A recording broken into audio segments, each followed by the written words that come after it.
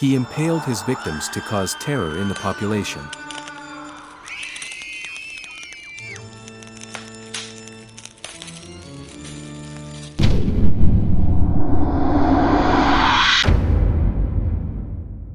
Vlad Tepes, also known as the Impaler, is a historical figure who emerges from the shadows of medieval history with a presence that remains evocative in the collective imagination. His life is marked by darkness and cruelty, leaving an indelible mark on the history of Romania and the legend of Dracula. Born in 1431 into the Romanian nobility, Vlad III, Prince of Wallachia, was characterized by his ferocity in the fight against the Ottoman invaders.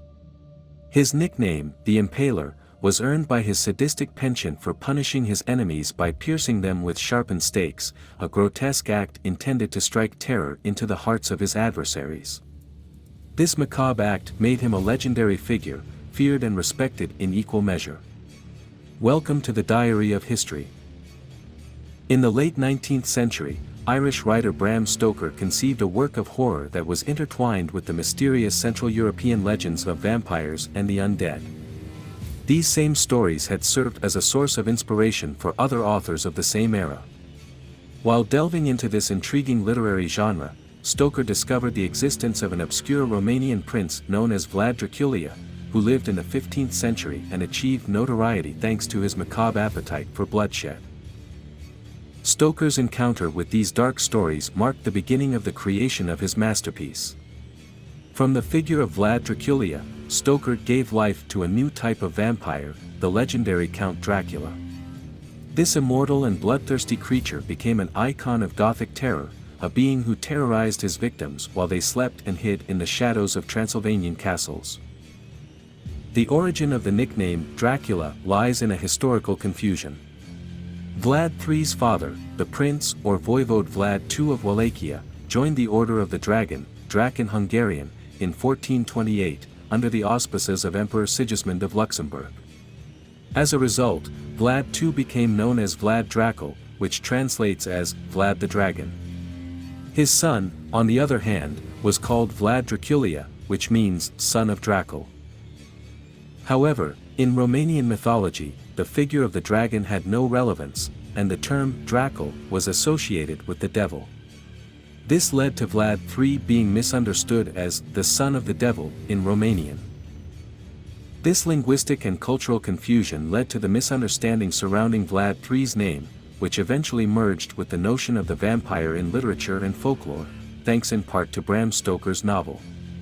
The combination of his cruel historical reputation and the perception of his name as demonic contributed to the creation of the iconic character of Count Dracula. This account aligns with the dark legends surrounding the cruelty and bloodlust of Vlad III, who was a prince with a morbid fondness for torture and a sinister enthusiasm for slow death. It was said that he often enjoyed macabre dinners where he drank the blood of his victims or dipped bread in it. It is estimated that during his 3 terms of rule, which spanned just 7 years in total, he executed approximately 100,000 people, predominantly employing the gruesome method of impalement. It is precisely for this reason that he has gone down in history under the name of Vlad Tepes, which translates as Vlad the Impaler. However, the method of punishment with which the figure of Vlad is linked is not his own invention, but dates back at least to ancient Assyria and persisted throughout history for a long period. Historical sources indicate that Vlad took cruelty to sinister levels, prolonging the suffering of those condemned and using the bodies of the impaled as a grisly warning. One of the most notorious examples of his ferocity is the famous Forest of the Impaled, where it is said that Tepes had all the trees cut down to impale more than 20,000 prisoners. The chronicler Calcandilo relates that, in 1461, when Mehmet II visited him, he recoiled in horror at the sight of this scene, although at the same time he praised a prince who proved to be a master in the art of ruling through fear. Vlad Tepes' conflict with the Ottomans arose in the context of a Wallachia mired in internal disputes and the growing expansion of the Ottoman Empire in the Balkans during the 15th century. Vlad was in a precarious situation as he tried to hold on to the throne of Wallachia, constantly facing threats from rival factions and pressure from neighboring powers, such as Hungary and the Ottoman Empire itself. The Ottoman Empire exerted a growing influence in the region, and the Wallachian princes were caught between the need to maintain power in their land and the obligation to pay tribute and demonstrate submission to the Ottoman Sultan to avoid invasion. However, Vlad Tepes had a strong personality and a burning desire to maintain Wallachia independence. During his first reign in 1448, Vlad refused to pay tribute to the Ottoman Sultan, openly defying his authority and leading an active resistance against Ottoman influence in his territory. This defiance culminated in his capture and imprisonment by Sultan Mehmet II. Despite his subsequent release, this experience deeply marked Vlad and increased his determination to oppose the Ottomans. The conflict between Vlad and the Ottomans was marked by a series of Ottoman incursions into Wallachia and Vlad's bloody reprisals. The ominous notoriety that would make Vlad III the terror of the Balkans had its genesis in his brutal treatment of minorities. To get rid of vagrants and beggars, he summoned them to a macabre feast, sealed the gates and condemned them to burn alive. The gypsies, for their part, faced systematic annihilation or forced incorporation into their military ranks. As for the German population, mostly Saxon, they were in urban enclaves with autonomous governments and significant commercial and fiscal privileges. While at the time these Saxon settlements helped to repopulate strategic areas and stimulate the local economy, over time they became a privileged group that was detrimental to the indigenous Romanian population. Dracula imposed draconian taxes and hindered their commercial activities when they resisted paying. The Hungarians and Saxons of Transylvania and Wallachia began to support new claimants to the throne in the face of this oppression. There were several contenders: Dan III, Vlad the Monk, Dracula's half-brother, and Basarab Lyota. Vlad's response was hair-raising. When the Saxon city of Brasov threw its support behind Dan III, Vlad opted to impale 30,000 people, dine among the skewered dying and finally reduce Brasov to ashes. Vlad Tepes inflicted a level of pain and suffering that surpassed the imagination of even the most bloodthirsty torturers in the history of Christianity, thus eclipsing the likes of Herod, Nero, Diocletian and all other pagan emperors combined. Even in his own time, narratives about Vlad Draculia's ruthlessness overshadowed his prowess on the battlefield, his deft diplomatic moves, and his tireless defense of his nation against Ottoman threats. It was precisely these elements that Bram Stoker would take into account 4 centuries later in molding his iconic vampire. In the Romanian tradition, however, the narrative remained centered on the figure of a valiant Vlad III, a committed and courageous leader who fought tirelessly against the foreign enemy. Over time, a kind of golden legend began to be forged around a righteous prince, a defender of freedom who protected his people from the greed of the nobility and successfully resisted Turkish incursions.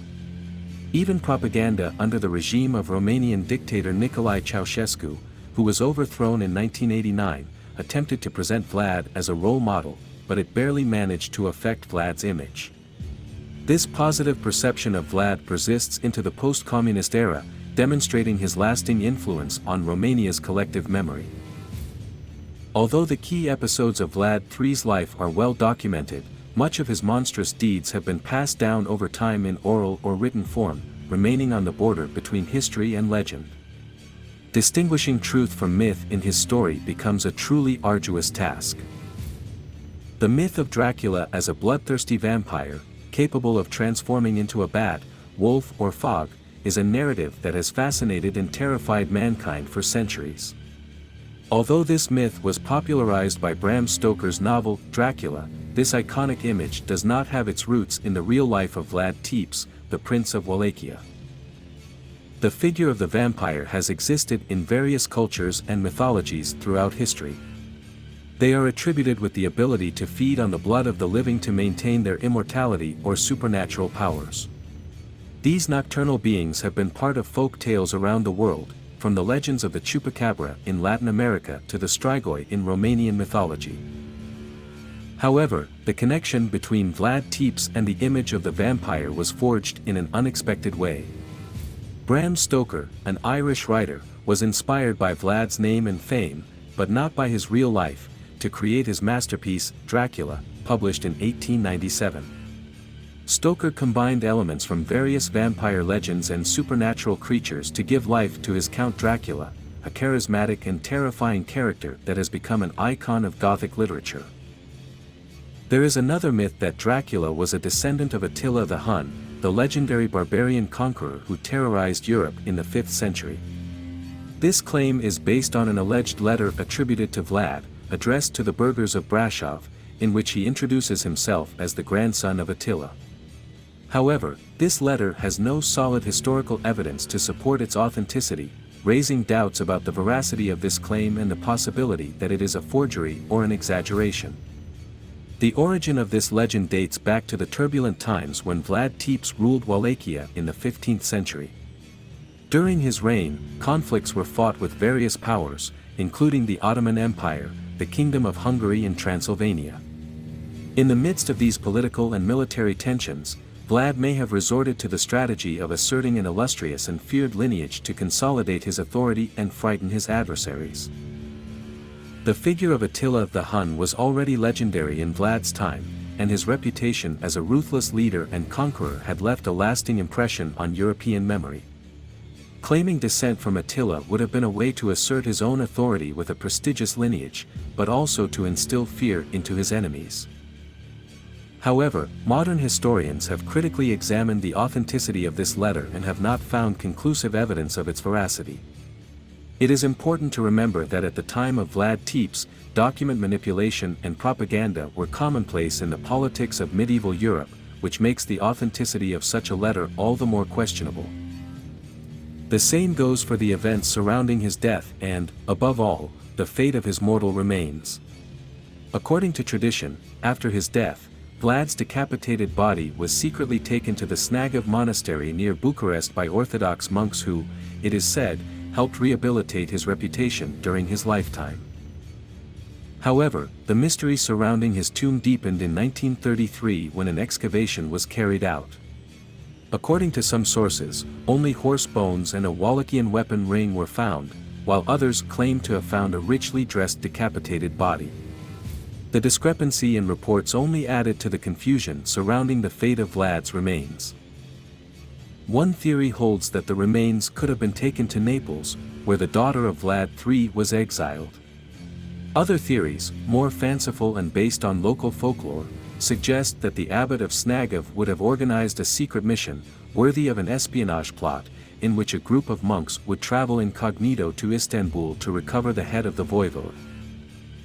Once back, it is said that the head would have been reunited with the rest of the body, which would have allowed, according to these legends, the resurrection of the deceased sovereign. These stories and theories further fuel the legend of Vlad Tepes and its connection to the vampire myth. Be that as it may, what is clear is that Vlad Tepes died at the end of 1476, and his head was taken to Istanbul, where it was displayed on the city walls to reassure its citizens. The level of panic the Ottomans felt towards him was immense. However, the real mystery came later: what happened to his body? One of the most widely accepted versions of Vlad Tepes' death suggests that he died in combat in a battle against Ottoman forces led by Sultan Mehmet II. Vlad had fought for years against Ottoman expansion into his territory and, in the course of his many clashes, had forged a reputation as a fierce and courageous leader. It is said that he died fighting on the battlefield, bravely defending his nation against the powerful Ottoman army. Another version of his death holds that Vlad Tepes was assassinated by his own followers or nobles dissatisfied with his brutal rule and reign of terror. These factions could have allied with the Ottomans or acted independently to remove Vlad from power.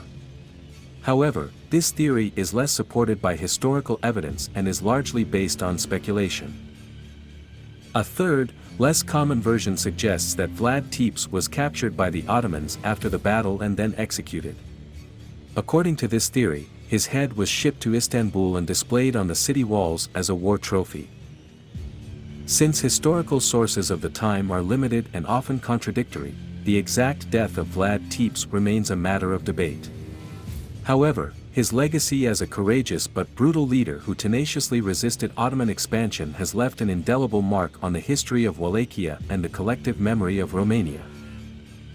It is undeniable that the figure of Vlad Tepes, also known as Vlad III or Vlad the Impaler, is extremely controversial and has generated divergent opinions throughout history. During the rule of Nicolae Ceausescu in Romania, Vlad Tepes was elevated to the status of a national hero and was considered a sort of Romanian Cid Campeador. Some historians who take a benevolent view of Vlad Tepes argue that he was a man of his time and that his actions must be judged within the historical context in which he lived. In an era marked by violence and a constant struggle for power, Vlad took measures that could be considered extreme to maintain the stability and independence of Wallachia. He is credited with an uncommon sense of justice and patriotism for the time, and it is argued that he did what he deemed necessary to deter foreign armies and internal disturbing elements. The reference to the Middle Ages as a «dark age» is apt in the sense that it was a historical period characterized by violence, uncertainty, and lack of centralized power. In this context, Vlad Tepes may have seen his actions as a necessary means to maintain order and security in his territory. However, the cruelty with which he is credited with the death of thousands of people through impalement is an aspect that remains widely condemned. His legacy is complex and his reputation is marked by both acts of bravery and extreme brutality. Ultimately, the figure of Vlad Tepes remains a historical enigma and a subject of debate. His association with the legend of Dracula, though largely fictional, has contributed to his perpetual fascination in popular culture and his place in the history of Romania and beyond. As rightly mentioned, it is sometimes more tempting to immerse oneself in the fantastic and the magical than to confront a historical reality that, in many ways, can be equally or more terrifying than the most terrifying stories in literature and cinema.